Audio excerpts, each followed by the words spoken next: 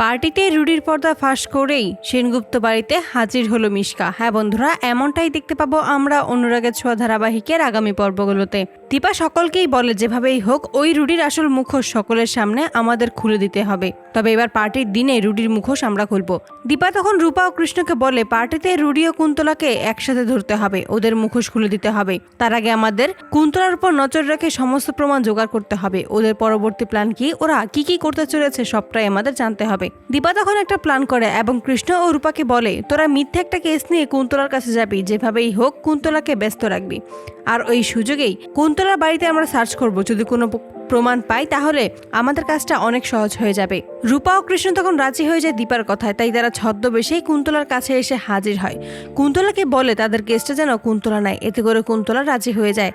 অপরদিকে উর্মি ভাবতে থাকে যেভাবেই হোক দাদাইকে আমার হাতের মুঠোয় রাখতেই হবে। দাদাই যদি আমার কথা একবার শুধু শোনে তাহলে এই বাড়িতে শুধুমাত্র আমি রাজত্ব করতে পারবো, আর কেউ আমার জায়গা নিতে আসবে না।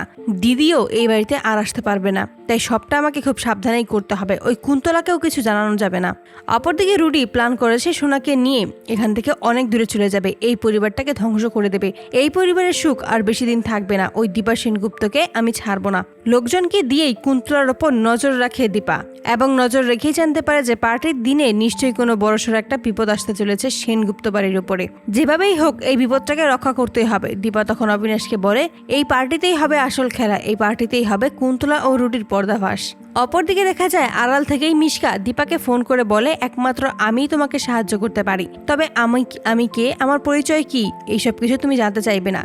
এতে করে দীপার একটু খটকা লাগলেও দীপা রাজি হয়ে যায়। মিশকা তখন বলে শুধুমাত্র আমিই পারি ওই কুন্তলা ও রুডির ব্যাপারে তোমাকে সাহায্য করতে। কুন্তলা ও রুডির মুখোশ খোলার জন্য দীপা রাজি হয়ে যায় আড়ালে থাকা মিশকার কথায়। মিশকার সাহায্যেই রুডির পর্দা ফাঁস করতে সক্ষম হয় দীপা। তো বন্ধুরা, তোমরা এটাই তো চাও জন্য এভাবেই পার্টিতে রুডির পর্দা ফাঁস করে সেনগুপ্ত বাড়িতে হাজির হয় মিশকা? কমেন্টে জানাও। আর নিয়মিত আপডেট পেতে আমাদের চ্যানেলটি এক্ষুনি সাবস্ক্রাইব করে পাশে থাকো। ধন্যবাদ।